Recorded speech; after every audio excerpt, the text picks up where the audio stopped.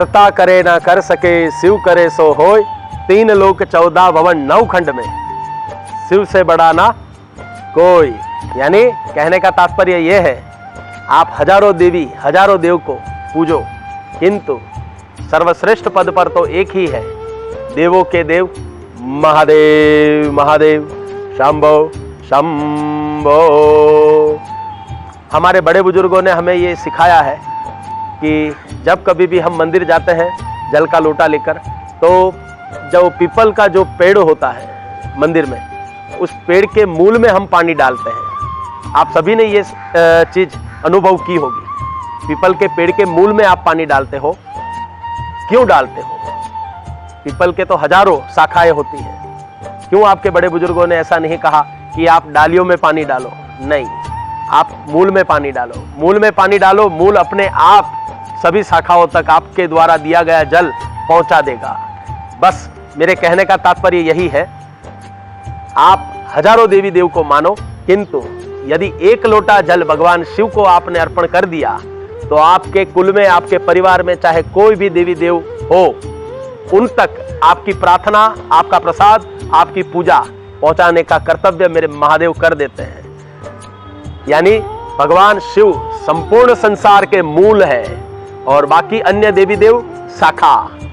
माँ जगदम्बा, उनकी अर्धांगिनी माँ पार्वती भी मूल तत्व है। नारी में माँ पार्वती और नर में महादेव। तो ये सत्य कल भी सत्य था, आज भी है और आने वाले अनंत वर्षों तक भी ये रहेगा।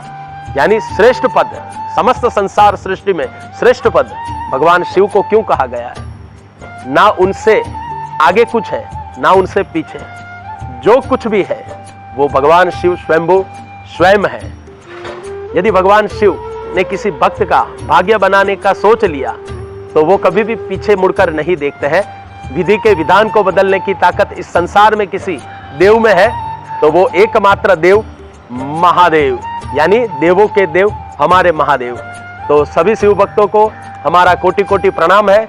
मैं प्रत्येक शिव भक्त का आदर करता हूं, प्रत्येक शिव भक्त की भावनाओं की कद्र करता हूं। इसका कारण है कि प्रत्येक शिव भक्त स्वयं भगवान शिव का स्वरूप है। यदि शिव भक्त के पैरों की धूल भी यदि हमें मिल जाती है, तो उसे भी हम उठाकर अपने सर पे लगा देते हैं। इसके पीछे बहुत बड़ा रीजन है।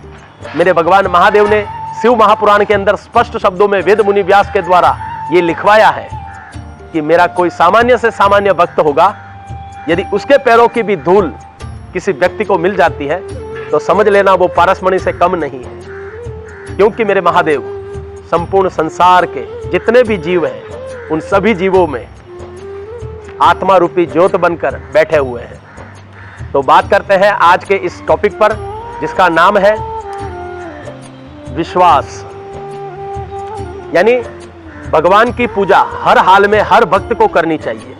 मेरे कहने का तात्पर्य समझिएगा, अपने आराध्य की पूजा, चाहे आप कृष्ण की करो, चाहे आप राम की करो, चाहे हनुमान की करो, चाहे गणेश की करो, चाहे आप माता रानी की करो, किंतु हर हाल में, हर स्थिति, हर परिस्थिति में अपने आराध्य को कभी भी अपने से अलग मत कीजिएगा। कभी ऐसा विकट समय आ जाए कि हम जैसा सोच रहे हैं उससे पूरा विपरीत हमारे साथ हो रहा है, तो वो अवस्था जो है वो आपकी कसौटी की अवस्था होती है।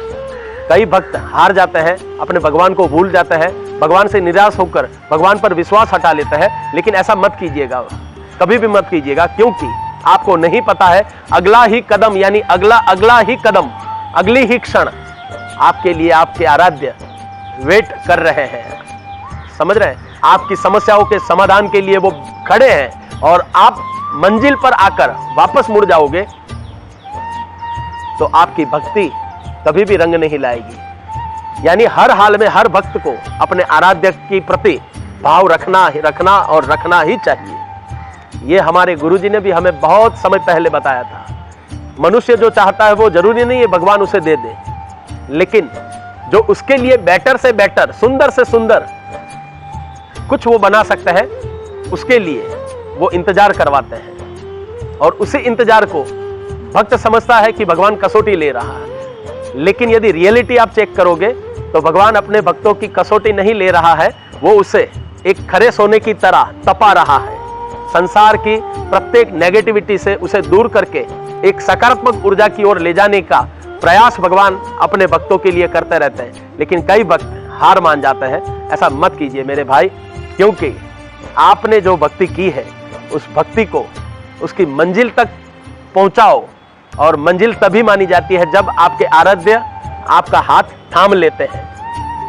किसी को केदारनाथ में भगवान शिव मिलते हैं तो किसी को सोमनाथ में, यानी हर एक भक्त की हर एक अलग अलग दिशा, दशा और अवस्था भगवान निश्चित करते हैं।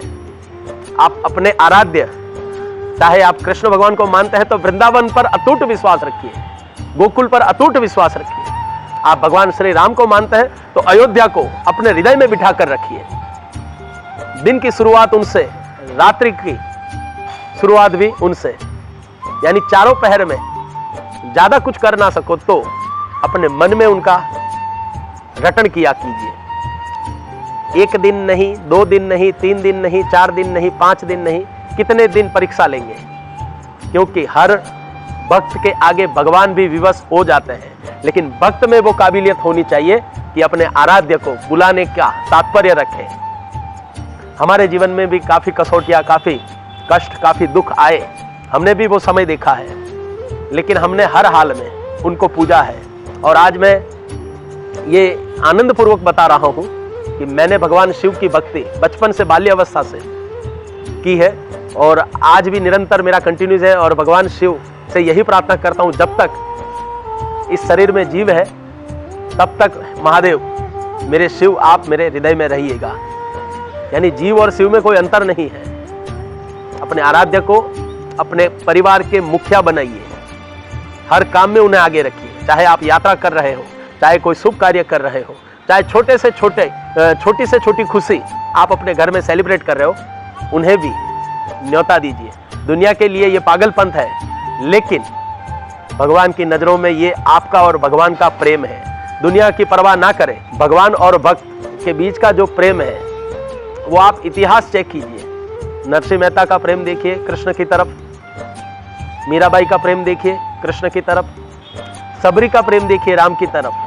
दुख तो उनके जीवन में भी आए थे ना, लेकिन उन्होंने भक्ति की चरम सीमा को लांधा, भक्ति की हर पराकाष्ठा को उन्होंने प्राप्त किया, और भक्ति की वो पवित्र सीमाओं को पार किया जिस सीमाओं को पार करने में अच्छे अच्छे भक्त पीछे हो जाते हैं। यदि आप भक्ति कर रहे हैं तो विश्वास अटूट रखिएगा, चाहे स्थिति और परिस्थिति आपको कितना ही गंभीर से गंभीर परिणाम दे, किंतु उन गंभीर परिणामों के पश्चात भी आप अपना लक्ष्य निर्धारित करने में यदि पीछे हट नहीं होते हैं, तब जाकर आपके आराध्य आपको मिलते हैं। तो आगे से जरूर इतना ध्यान रखिएगा, भक्ति की कोई सीमा नहीं होती है, लेकिन यदि भक्त भगवान को प्राप्त करने के लिए अड़ जाए तो भगवान चाहे कितने ही कोसों दूर बैठे हैं, वो एक बार तो अपने भक्त के पास अवश्य आते हैं और उसे पुकारते हैं, पुत्र मैं हाजिर हो गया हूं।